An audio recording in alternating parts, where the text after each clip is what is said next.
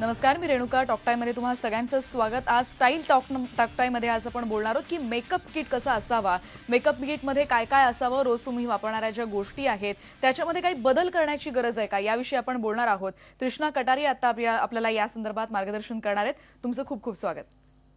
आणि तुमच्या प्रश्नांची जरूर वाट बघतोय आणि त्यासाठी आमचा नंबर लिहून घ्या 02266899263.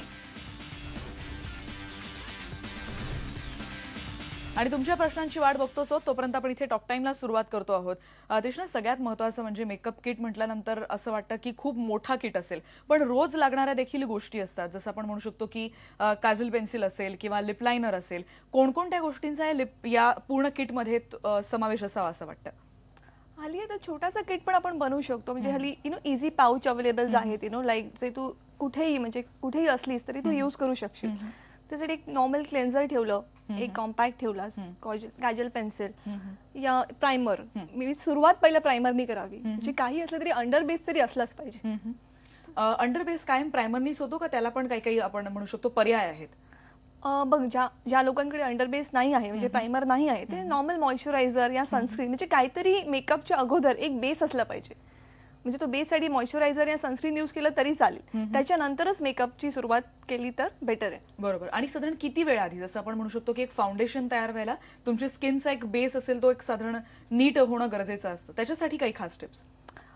फाउंडेशन जर तुला यूज करायचं असेल तर मग पहिलं एक प्रॉपर क्लेन्झिंग करून त्याच्यानंतर चांगलं मॉइश्चरायझर करून जर 3-4 मिनिटं पहिलं ठेवलं, त्याच्यानंतर जर आपण फाउंडेशन यूज केलं. आणि हल्ली वेगळ्या वेगळ्या प्रकारचे फाउंडेशन झाले आहेत आता, तर म्हणजे आपलं स्किन टोन पहिलं बघून फाउंडेशन चूज केलेला तर बेटर असतो. आणि त्याचं ब्लेंडिंग जर चांगलं केलं तर तो फाउंडेशन एकदम म्हणजे नॅचरल वाटतो आणि काही प्रॉब्लेम होत नाही. बरोबर.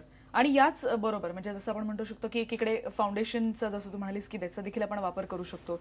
काही काही जणांना ऑइल बेस त्यांची स्किन असते, म्हणजे थंडीमध्ये त्यांना काही प्रॉब्लेम होत नाही, पण एरवी त्यांना खूप मेकअप करताना किंवा मेकअप झाल्यानंतर त्रास होत असतो. अशा वेळेला मेकअप किटमध्ये आणखीन काही गोष्टींचा आपण समावेश करू शकतो? आता झालं म्हणजे सेन्सिटिव्ह आहे या थंडी ते असं काही प्रॉब्लेम. ऑर्गॅनिक प्रोडक्ट्स पण आले आहेत, खूप नॅचरल बेस्ड प्रोडक्ट्स आहेत, तेही आपण यूज करू शकतो. जसं मी तुला सांगितलं की कुठल्याही मेकअपची सुरुवात जर आपण चांगल्या म्हणजे प्रायमर वगैरे लावून केली तर कुठल्याही स्किनला त्रास होत नाही. आणि जर अगदीच ऑइली असेल तर सिरम यूज करायचं. हल्ली प्रायमर विथ सिरम्स पण आलेत, ते सिरम यूज केल्यानंतर यूज केलं तरी काही प्रॉब्लेम होणार नाही. बरोबर. आता जसं आपण म्हणतोय की मेकअप किटमध्ये जर आपण विचार केला की ऑफिसला जाणारे रोजची आपण म्हणू शकतो की काही आपल्याच मैत्रिणी असतील तर त्याच्यामध्ये जनरली त्यांच्याकडे असतं काजल पेन्सिल, जसं आपण म्हटलं लिप लायनर असतं. आणखीन कोणत्या छोट्या छोट्या गोष्टींचा आपण वापर करू शकतो? कधी कधी ऑफिसमध्येच प्रेझेंटेशन असतं किंवा ऑफिसमधूनच आपण एखाद्या पार्टीला जात असतो, तर कोणकोणत्या गोष्टी असायला पाहिजेत? बघ, हल्ली एक बीबी क्रीम आणि सीसी क्रीम असे 2 प्रकार आले आहेत. आणि हल्ली सगळ्यांना ओव्हर मेकअप केलेला आवडत नाही आणि वेळही नसतो तेवढा. तर मग तो एक बीबी क्रीम आपण जर लावला आपण फेसला आणि त्याच्यानंतर आपण एक कॉम्पॅक्ट आणि ब्रॉन्झर्स आलेत, एकदम लाईट बेस्ड ब्रॉन्झर्स असतात, ते लावले तरी लगेच तो पार्टी मेकअप मध्ये कन्वर्ट होतो. तर ते यूज करू शकतो आपण. बरोबर. हे बीबी क्रीम नेमकं काय आहे? म्हणजे त्याच्यामध्ये आणखीन काही व्हरायटी असते किंवा त्वचेनुसार त्याच्यामध्ये काही पर्याय असतात? ते आता असे आलेत की ते विथ सनस्क्रीन विथ प्रोटेक्शन, त्याच्यामध्ये फाउंडेशन पण असतं आणि क्रीम पण असतं. तर ते ऑलमोस्ट कम्प्लिटली फाउंडेशनचंच काम करतं. म्हणजे पूर्ण तुझे इव्हन तुझे जर काही स्पॉट्स असतील तर तेही थोडे हाईड करू शकतो आपण. तर ते म्हणजे एकदम छोटं कॉम्पॅक्ट असतं आणि बॅगमध्येही राहतं, पर्समध्ये यूज करू शकतो. तर ते म्हणजे कुठल्याही पार्टी सीझनला यूज केलं तरी चालेल. म्हणजे आधी जसं आपण म्हणू शकतो की कन्सिलर वापरायचे बहुतेक जण, त्याला हा पर्याय आहे? हो, आहे, नक्कीच आहे. कारण कन्सिलर आता काय झालं, एक रोज म्हणजे रोजच्या ज्या बायका असतात लाईक दॅट, त्या कन्सिलर पॅलेस वगैरे यूज नाही करत. तर त्यांच्यासाठी हे नॅचरल मेकअप म्हणजे ते कमीत कमीत मेकअप लावायला त्यांना आवडतं. तर म्हणून त्यावरून माझ्या हिशोबाने ह्या 2 प्रोडक्ट्स यूज केले तर बेटर आहे. बरोबर. जसं म्हणालीस की बीबी क्रीम किंवा सीसी क्रीम सारखे देखील पर्याय आहेत. आपण काही जणांना प्रायमर समज माहिती नसेल तर त्याच्या संदर्भात म्हणजे आपण म्हणतो की सनस्क्रीन मध्ये जसं की आपल्या त्वचेनुसार त्याचं एक साधारण प्रमाण ठरलेलं असतं, असं काही गोष्टी याच्यामध्ये लक्षात ठेवायच्या असतात का? नाही, प्रायमर अगदी एकदम थोडंसंच यूज करायचं असतं. म्हणजे बेसिकली ते तुला फक्त प्रोटेक्ट करतं. म्हणजे कुठलाही मेकअप तुला हार्म नाही करत. म्हणजे कुठल्या स्किनच्या आत जात नाही तो मेकअप. म्हणून प्रायमर आपण असं जर प्रायमर नसेल तर मी तुला जर सांगितलं की मॉइश्चरायझर पण आपण यूज करू शकतो, सिरम यूज करू शकतो, नाहीतर सनस्क्रीन. पण एक प्रॉपर पद्धतीने जर मेकअप करायचा असेल तर मग प्रायमर यूज केला तर बेटर आहे. जरूर. आपल्याला प्रश्न यायला सुरुवात झाली. तृष्णा, आपल्याला पहिला प्रश्न गंगाधर गायकवाड कुर्ल्याहून विचारतायत. विचारा प्रश्न. हॅलो. हा, हॅलो, मी गंगाधर गायकवाड बोलतो मॅडम. हा, बोला. मॅडम माझा प्रश्न आहे, हिवाळ्यामध्ये ऑइली स्किन आहे माझी बरं. आणि माझ्या चेहऱ्यावर मुरमाचे डाग, काळे आणि खड्डे वगैरे आहेत. हा हा तर याच्यासाठी हिवाळ्यामध्ये कोणते ट्रीटमेंट योग्य वाटेल मॅडम? बर, कोणती ट्रीटमेंट आपण करू शकतो किंवा काय त्यांना आपण सुचवू शकतो? ओके, जर खड्डे फक्त मेकअप मध्ये कव्हर करायचे असतील तर त्याला कन्सिलर लावावं लागेल. मग 3-4 प्रकारचे कन्सिलर्स येतात, ते 2-3 मिक्स करून आपण जर व्यवस्थित लावले तर ते मग त्यातपुरती जर चांगलं दिसायचं असेल तर मेकअप त्यासाठी उपयोगी आहे. बरोबर. पण जसं आपण मेकअप म्हटलं की आपल्याला बहुतेकदा मुलगी किंवा कोणीतरी असतं, पण पुरुषांसाठी काही वेगळा समज मेकअप किट असतो. फॉर एक्झाम्पल आर्टिस्टच आपल्याला आठवतात मेकअप नंतर, पण ऑफिस गोईंग जे आपले कलिग्स असतात बाकी, त्यांच्यासाठी या संदर्भात काही आपण त्यांना सांगू शकतो? नक्कीच, असं वेगळाच स्पेशली काही किट येत नाही, पण हल्ली मेन्सचे प्रोडक्ट्स अवेलेबल आहेत मार्केटमध्ये. तर मग जर त्यांना जर टिपिकल तसे हवे असतील तर ते मेन्सचे प्रोडक्ट्स घेऊ शकतात. बरोबर. जसं तू म्हणालीस की आता परत एकदा आपण येतोय, आय शॅडो असतात काही काही जणांचे, म्हणजे तुमच्या प्रोफेशननुसार तुमचा आपण म्हणू शकतो की युनिफॉर्म ठरत असतो किंवा काही काही वेळेला कॅज्युअल वेअर असतं, पण काही काही वेळेला आय शॅडो बदलायची काही काही जणांना खूप आवड असते. तर मेकअप किट छोटा पण नको असतो, पर्समध्ये पण मावायला हवा असतो, तशा वेळेला आय शॅडो मध्ये काही ऑप्शन्स आहेत का, किंवा छोटे आय शॅडोज असे काही ऑप्शन्स असतात? हो, हल्ली मिनी आय शॅडो किट झाले आहेत अवेलेबल. त्याच्यामध्ये न्यूड आणि प्लस ग्लॅमर दोन्ही मिक्स आले आणि हल्ली स्मोकी आईज हा खूप फेमस झाला आहे. तर मग तुम्ही लाईक हार्डली त्याच्यामध्ये 3 कलर्स लागतात, तर ते इतके छोटे असतात की ते आरामात बॅगेत आपण ठेवू शकतो. तर मग त्याच्यामध्ये जर कोणाला जर न्यूड हवा असेल तर अगदी हलकासा व्हाईट लावला आणि थोडं हलकाचं शिमर लावलं तरी ते डे वेअरला यूज करू शकतो. आणि सेम जर तुला जर पार्टीला संध्याकाळी बाहेर जायचं असेल तर थोडा ब्लॅक इफेक्ट देऊन थोडा जास्त काजळ डार्क करून तर त्याला एक पार्टी इफेक्ट देऊ शकतो. बरोबर. आणि या सगळ्याच्या मध्ये जसं आपण म्हणू शकतो की काजल तर आहेच, पण लायनर देखील खूप जणांना आवडत असतं आणि लायनर मध्ये देखील आता खूप ऑप्शन्स आलेले आहेत, त्याच्यामध्ये कलर्स पण आहेत, पण प्रत्येकाला सूट होतच असं नाही. ते नेमकं कसं ओळखायचं? बघ, लायनर फेसच्या हिशोबाने लावला ना तर खूप छान असतो. म्हणजे अगदी जरा खूप म्हणजे असं नाही गरज आहे की एकदम बाहेरच लायनर लावला तर तो छान दिसेल. फेसच्या हिशोबाने म्हणजे अगदी छोटासा फेस असेल आणि नाजूक असेल तर तिला अगदीच ब्राईट आपण म्हटलं असं कोल वगैरे लावलं तर ते छान नाही दिसत. तर फेस लायनर हा जो प्रकार आहे तो आपल्या फेसला सूट होईल तशा प्रकारांनी लावला तर नक्कीच छान दिसतो. बरोबर. आणि त्याच्यामध्ये देखील आता आपण म्हणू शकतो की वेगवेगळे कलर्स असतात आपण म्हणू शकतो, तर त्याच्यामध्ये काय गोष्ट लक्षात ठेवायला, म्हणजे काही काही वेळेला ड्रेसनुसार पण काही काही मुली वापरताना दिसतात. बघ, आता इव्हनिंग वेअर असेल तर त्याच्यामध्ये थोडं ब्लू आणि जर ते लग्नाला जायचं असेल तर मग गोल्डन कलर, ब्रॉन्झ कलर असे थोडे ऍड केले आपण, तसे लाइनर्स ऍड केले तर ते छान दिसतात. आणि ड्रेस पण डिपेंड आहे की तू काय घालतेस त्याच्यावरती पण विचार करून. असं दुपारी जर आपण एकदम डार्क कलर्स लावले तर ते कधी कधी शोभत नाही, पण ड्रेसच्या हिशोबाने ओकेजनच्या हिशोबाने आपण लावू शकतो. आणि या सगळ्यामध्ये काही काही जणांच्या आयब्रोज डार्क असतात, काही काही जणांच्या थोड्या विरळ असतात, तर अशा वेळेला थोडंसं डार्क त्यांना करायचं असेल तर त्याच्यासाठी आणखीन काही पर्याय आहेत का मेकअप किटमध्ये? आयब्रो पेन्सिल्स आलेत, न्यूड आयब्रो पेन्सिल्स आलेत, म्हणजे ते अगदी हलके लावले तर ते अगदी असे ब्लॅकिश असे वाटत नाही, फक्त एक छानशी शाईन येते, थोडे डार्क वाटतात. ज्यांचे थिन आयब्रोज आहेत त्यांच्यासाठी ते उपयोगी आहे, ते कोणी युज करू शकतो. त्यासाठी मेकअप आर्टिस्ट अशी गरज नाहीये. छोटीशी एक आयब्रो पेन्सिल ठेवली आणि एक शेपर येतो आयब्रो शेपर, त्याच्याने स्वतःही शेप करू शकतो. बरोबर. आणि या सगळ्यामध्ये जसं आपण नेहमी जसं आर्टिस्ट मेकअप करतात किंवा फॉर एक्झाम्पल आम्ही जसा मेकअप करतो, अँकर जेव्हा मेकअप करत असतात, यामध्ये काय कायला कटिंग दिलं जातं, म्हणजे तुमचा चेहरा थोडासा आणखीन आपण म्हणू शकतो की त्याचा आकार थोडासा वेगळा दिसू शकतो, शार्पनेस त्याचा आपण वाढवत असतो. अशा वेळेला तेवढं तर कॅरी करणं शक्य नसतं, असे काही ऑप्शन्स? ओके, आता नोज कटिंग या फेस कटिंग हे जास्त तरी कुठलाही मेकअप आर्टिस्ट त्यांनाच जमतं. पर्सनल इंडिव्हिज्युअल करायला जर गेलं तर ते कधी कधी बसतं, कधी कधी नाही व्यवस्थित बसत. तर म्हणून अशा लोकांनी जर असेल तर सिम्पल असं फक्त ब्रॉन्झर्स नाहीतर मग ब्लशेस त्याच्यानी काहीतरी युज करून लाईक फक्त फेसला, लाईक फक्त चीक बोन्सला थोडा हायलाइट करू शकतो आपण. लाईक नोज वगैरे करेक्शन्स घरच्या घरी करणं डिफिकल्ट आहे. बरोबर. आणि या सगळ्यामध्ये जसं आपण म्हणू शकतो की मेकअप तसा राहावा यासाठी देखील काही स्प्रेज असतात, तर ते नेमके काय असतात आणि तो किती वेळ वापरायचा, कसा वापरायचा असतो? ओके, मेकअप फिनिशिंग स्प्रे आले आहेत, तर पूर्ण मेकअप झाल्यानंतर तो एक फिनिशिंग स्प्रे वापरला जातो. त्याच्याने म्हणजे 4 ते 5 तास मेकअप तसाच राहतो. तर ते चांगल्या क्वालिटीचे यूज केले आणि तो स्प्रे यूज केला तर 4 ते 5 तास मेकअपला काही प्रॉब्लेम होत नाही. म्हणजे जसं आपण हेअर स्प्रे एखादी आपण स्टाईल केल्यानंतर वापरतो तसाच हा वापरायचा? तसाच आहे, पण तो फेस साठी येतो. It's called makeup finishing spray. तो यूज केला तरी चांगले. पण त्याच्यासाठी म्हणजे पुन्हा स्किन टोन किंवा त्याचा नाही, त्याच काही स्किन टोन नाहीये, तो एकच स्प्रे येतो. तो कोणी यूज करू शकतो. प्रश्न दुसरा विचारतायत, हितेंद्र विचारतायत पुण्याहून. विचारा प्रश्न. हॅलो. हा हा नमस्कार मॅडम. नमस्कार. मॅडम आमचा प्रश्न असा आहे की मी एक शिक्षक आहे आणि इथं रोज शिकवत असताना म्हणजे सकाळपासून तर संध्याकाळपर्यंत खूप असा थकवा येत असतो. मग त्यासाठी आता फ्रेशनेस राहण्यासाठी कोणतं मेकअप योग्य होईल? बर, थकवा असतो का सतत बोलण्याचं काम असतं सकाळपासून संध्याकाळपर्यंत, तर फ्रेश होण्यासाठी किंवा फ्रेश वाटण्यासाठी आपण त्यांना काही सुचवू शकतो का? ओके, फेस मिस्ट म्हणून एक प्रकार येतो. एक त्या मिस्ट स्प्रेज असतात बेसिकली. तर नॉर्मल आपण एक जसं एकदम कोण माणूस थकून आला असेल तर त्याने थोडं आयसिंग करू शकतो. जर स्प्रे वगैरे पण नसेल तर हलकासा बर्फ या थंड पाण्याने पण फेस धुवून मॉइश्चराईज करून जर आपण मेकअप केला तरी त्याला एक फ्रेश लुक येतो. आणि प्लस मी तुला सांगितलं असं फिनिशिंग स्प्रे आपण यूज करू शकतो, तर ते केल्यानंतर पण एक असा फ्रेश लुक वाटणार. जरूर. आपल्याला पुढचा प्रश्न अश्विनी भालेराव विचारतायत डोंबिवलीहून. विचारा. हॅलो, हा, नमस्कार मॅडम, अश्विनी बोलते. माझं क्वेश्चन असं आहे की थंडीमध्ये माझे ओठ काळे पडले तर त्यासाठी काय करता येईल? बर. ओठ थंडीमध्ये बहुतेक जणांचे काळे होत असतात, पण त्यांना लिपस्टिक देखील लावायची असते.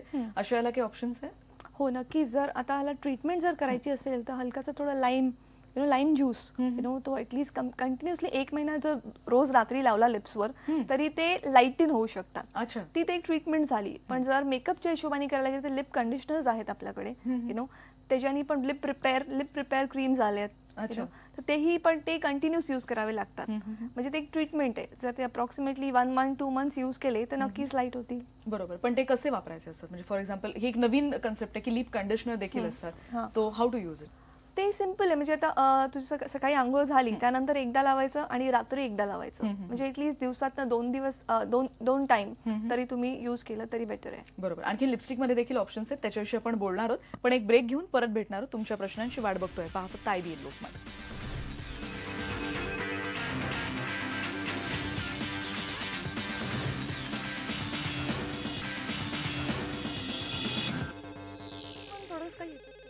टॉक टाइममध्ये तुमचं पुन्हा एकदा स्वागत. आपण बघणार आहोत मेकअप किटमध्ये कोणकोणत्या गोष्टी असतात आणि तृष्णाने आपल्यासाठी काही काही मेकअप किटमध्ये रोज लागणाऱ्या ज्या वस्तू आहेत त्या आणलेल्या आहेत. तृष्णा, जसं तू म्हणालीस की कन्सिलरच्या हिशोबाने देखील काही काही वेगवेगळे आपण म्हणू शकतो की ऑप्शन्स आहेत. कोणकोणते ऑप्शन्स कसे कसे वापरायचे असतात त्याच्यामध्ये? आता बघ, एक फाउंडेशन आलंय ते विथ कन्सिलर पण आलंय. आता म्हणजे जसं तुला म्हटलं की आपल्याला बॅगेट ठेवायचं आहे आणि आपल्याला लाईक क्विक वस्तू हव्यात आणि छोटी जागा असते, तर मग अशा प्रकारच्या वस्तू आल्यात. त्याच्यामध्ये फाउंडेशन पण आहे आणि कन्सिलर पण आहे. तर हे 2 लावलं तरी बस झालं. तर हे 2 in 1 एक आलंय, तर ते कुठल्याही प्रकारात युज करू शकतो. म्हणजे इव्हनिंग साठी पण होईल. जसं तू म्हणालीस की कोणाला डार्क सर्कल्स आहे तर हे जे कन्सिलर आहे ते डार्क सर्कलचं काम करेल. फाउंडेशन पूर्ण फेसला कव्हर करेल. बरोबर. आणि ही एक वस्तू तिथे आहे, हे नेमकं काय आहे?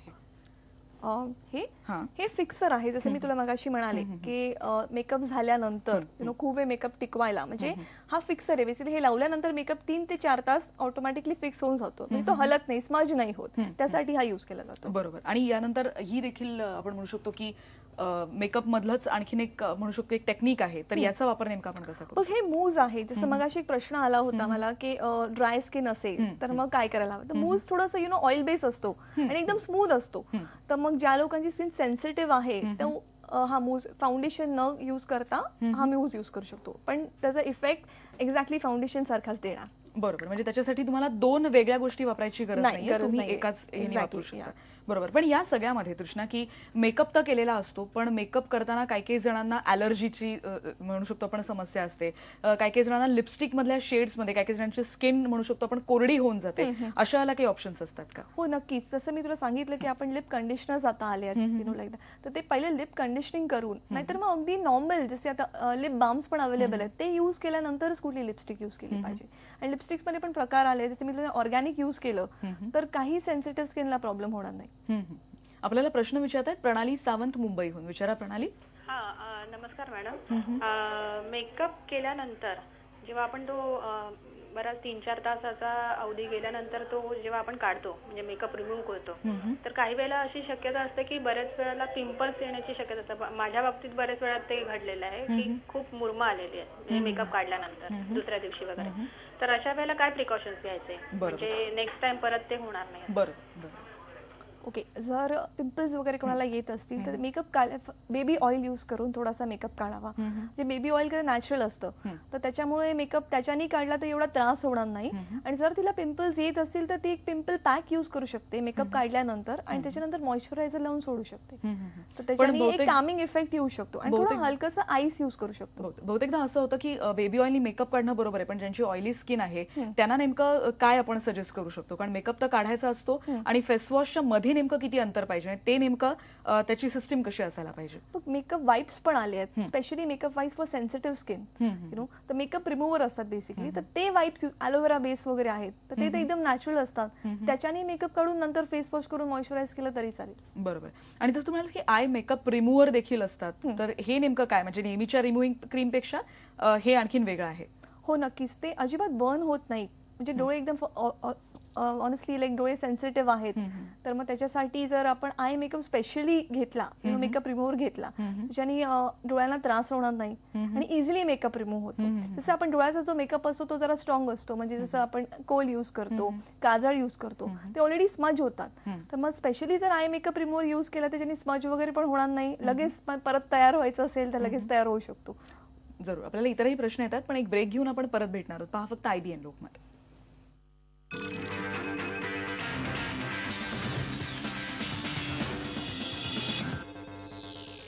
डॉक्टर, तुमचं पुन्हा एकदा स्वागत. अहमदनगरहून सपना काळे आपल्याला प्रश्न विचारतायत. विचारा. आयलाइनर लावताना काय काय काळजी घ्यायच्या? तुम्ही प्रश्न पुन्हा एकदा विचारू शकाल? आयलाइनर लावताना काय काय काळजी घ्यायच्या?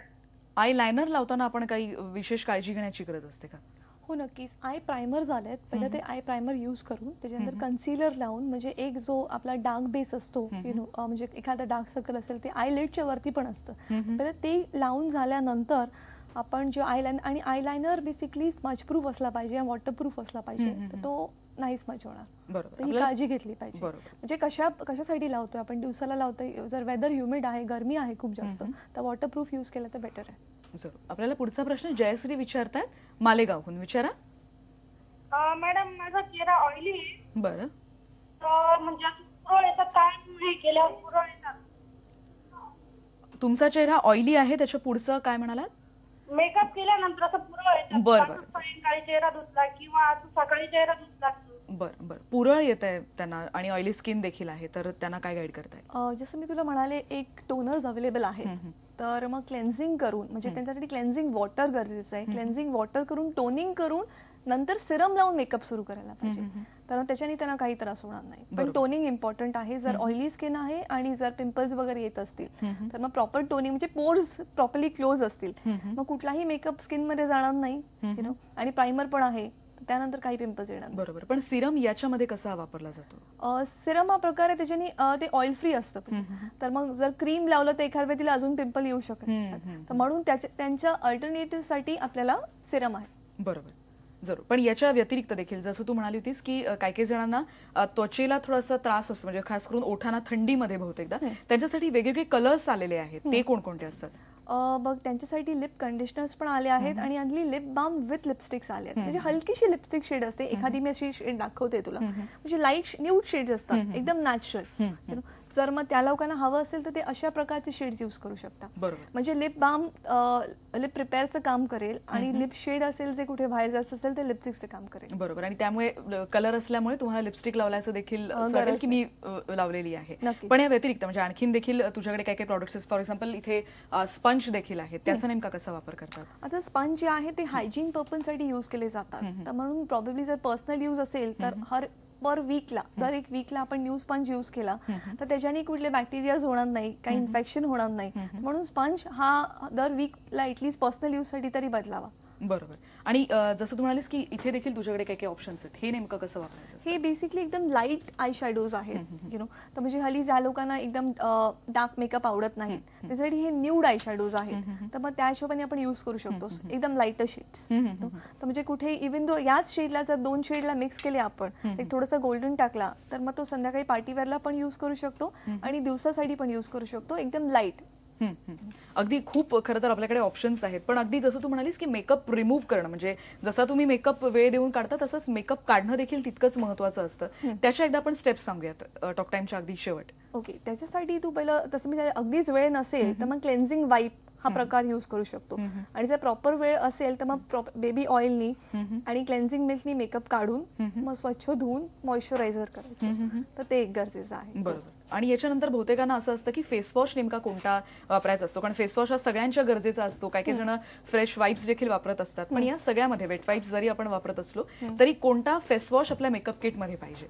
फेस वॉश स्किनच्यावर डिपेंडेंट आहे. जर ऑइली स्किन असेल तर ऑइली स्किन टाईपचा फेस वॉश यूज करायचा, कॉम्बिनेशन असेल तर कॉम्बिनेशन, आणि जर नॉर्मल असेल तर नॉर्मल, आणि जर ड्राय स्किन असेल तर तुम्ही फोम यूज करू शकता. लाईक अशा प्रकारचे फोम्स येतात, त्याच्यामध्ये स्किन ड्राय नाही होत कारण ते ऑलरेडी मॉइश्चर बेस असतात.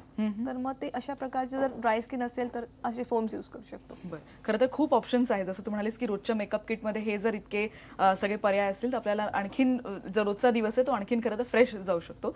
त्या तू आलीस आणि आम्हाला याबद्दल खूप छान छान टिप्स दिल्यास, त्याबद्दल खूप खूप आभार. आणि टॉक टाइम मध्ये आज आपण इथेच थांबतो आहोत. पहा फक्त IBN लोकमत.